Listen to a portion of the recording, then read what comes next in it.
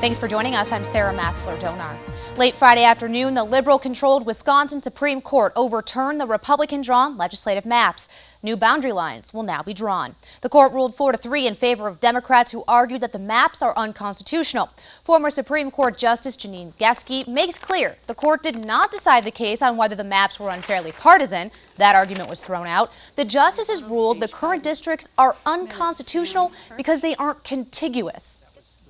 The big dispute is whether it can be nearby or whether it has to touch. And there were a number of areas in Wisconsin where districts would have some land, then there'd be another little bit of a district, and then there'd be some more of the first district. The court will release new maps for the 2024 election sometime in late February or early March unless the legislature acts first. I sat down with Speaker Vos and Minority Leader Neubauer 2 days before the ruling. We did discuss the possibility that the court would overturn those maps. They'll detail their party's plans a little later. But for now, we'll kick off our year-end interviews with Robin Vos. Mr. Speaker, it's good to see you. Nice to see you too, Sarah. So let's start with taking a look back at the session so far. What would you say is your proudest accomplishment? Boy, we had so many big wins in 2023. Going way back to the beginning of the year, of course, we had a shared revenue deal. We put more money into school choice, the largest expansion since the program was founded. We put money into a housing package. We actually passed, one of the things I think is going to be the best long term, is we passed a bill to increase literacy. We know that if kids don't read at a third grade level when they leave third grade, they're significantly less likely to graduate from high school. So we put $50 million in that. So I just think there were a lot of really good wins. Of course, some things didn't get across the finish line. I was disappointed that Governor Evers vetoed our income tax cut, which would have helped every single person watching. We had some bills on trying to get more people into the workforce so they weren't stuck on welfare. I think that would have been a good thing. So a lot of things did get across the finish line, but unfortunately some things did not. That tax reform plan from Republicans vetoed a couple times by Governor Evers. Is there another plan coming out from Republicans? Yeah, you'll see that in January.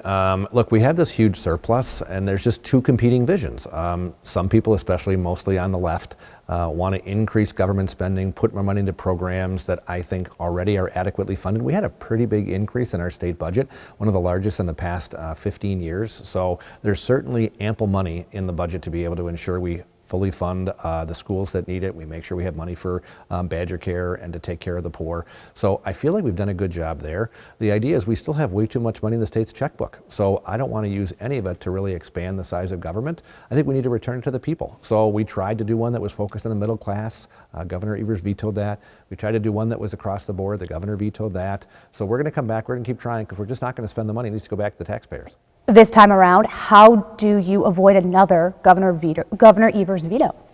Well, my hope is that he comes to his senses because people really are struggling with inflation.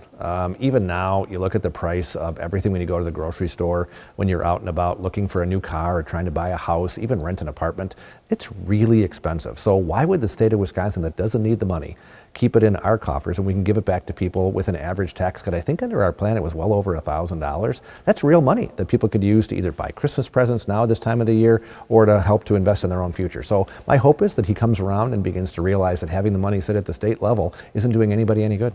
An issue you have been passionate about for the last several months is removing diversity, equity, and inclusion positions and programs from the universities of Wisconsin. So let's get on this topic now. This week, the Legislative Committee on Employment that you co-chair approved those UW staff pay raises that you withheld as kind of part of that diversity fight.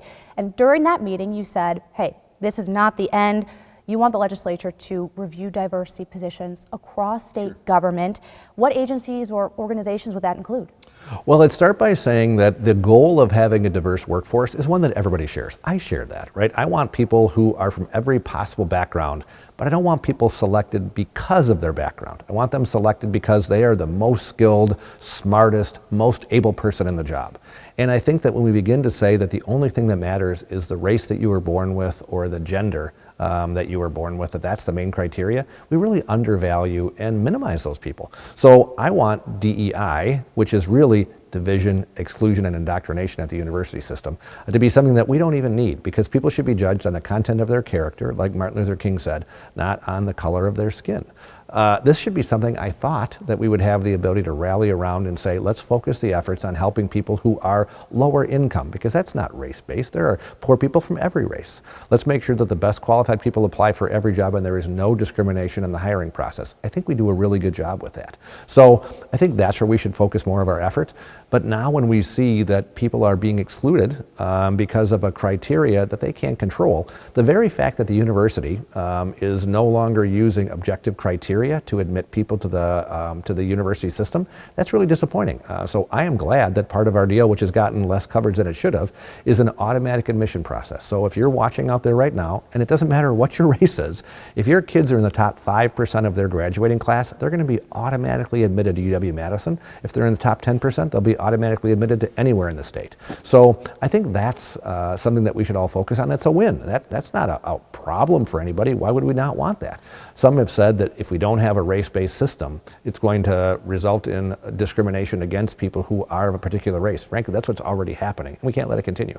I want to get back to my question about how to address that within state government, but because we're getting to that part of a line of questioning I wanted to ask, how do you enforce that the plan that was just agreed to is followed in terms of the direct admit process that you discussed just now, reducing those positions? How do you enforce that? Well, first of all, I'm hoping that, and I do feel this way, I have had really good conversations with Chancellor Mnuchin, many of the chancellors around the system, and with President Rothman. I think they're going to keep their word. So I don't want to start with the assumption that they wouldn't. They're not going to try to go around the deal. I think they're going to keep the deal. But we also agreed that we're going to have an audit of the process to make sure that what they said would happen is happening. And actually, as I've thought about that, I want a complete audit of the way state government operates these DEI programs right now, so we know what programs are or are not working, what are using some kind of a wrong-headed race-based system. So we're going to have the Legislative Audit Bureau do a complete review of all the DEI practices in all of state government. So it probably will take a while. It's not going to be in the next month. It'll probably take most of 2024. But when we come back to the legislative session in 2025, my hope is we will have a very comprehensive understanding of what is and what isn't being used, and then we take out the programs that are broken and try to keep or expand the ones that work well.